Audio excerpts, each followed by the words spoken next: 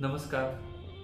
Psoriasis हे नाव ऐकल्यानंतर एक मोठी भीती आपल्या मनामध्ये येते आणि असाध्य असणारा आजार म्हणून सोरायसिस खूप जास्त असा प्रचलित आहे. पण खरंच हा सोरायसिस बरा होतो का? याच्यासाठी आयुर्वेदामध्ये ट्रीटमेंट आहे का? किंवा सोरायसिसमध्ये आपली बिघडलेली त्वचा पूर्वीसारखी होते का? या सगळ्या प्रश्नांची उत्तर आपण ह्या व्हिडिओमध्ये बघणार आहोत. नमस्कार, मी डॉक्टर सागर कड, आयुर्वेद पंचकर्म तज्ञ, राहुरी, जिल्हा अहमदनगर इथं हे काम करत आहे. तर साधारणतः 12 वर्षाच्या ह्या आयुर्वेदीय वैद्यकीय सेवेमध्ये आम्ही अनेक सोरायसिसचे पेशंट किंवा ज्याला आयुर्वेदामध्ये कुष्ठ असं म्हटलेलं आहे ते पूर्णपणे बरे केलेले आहे.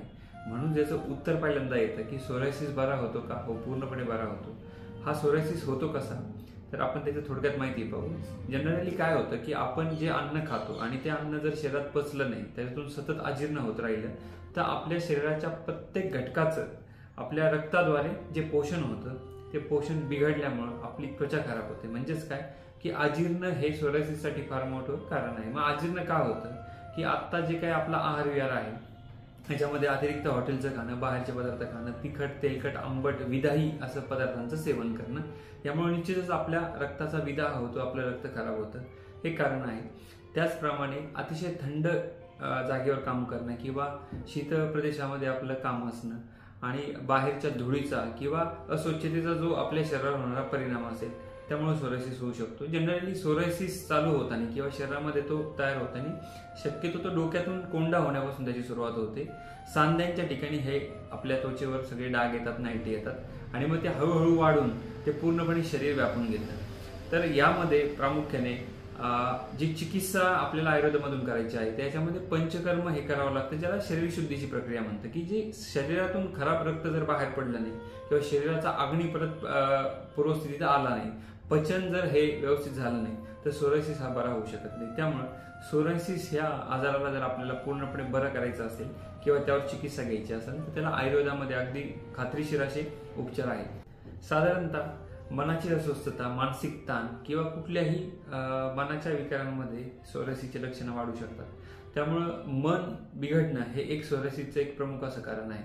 म्हणून आपण जी पंचकर्मामध्ये चिकित्सा करतो त्याच्यामध्ये शिरोधारा पण केली जाते आणि मग अशा पद्धतीने जर मन आणि शरीर हे पूर्ण प्राकृत स्थितीत आलं किंवा ते स्थिर झालं तर ही त्वचा लवकरात लवकर चांगली तयार होण्यास मदत होते.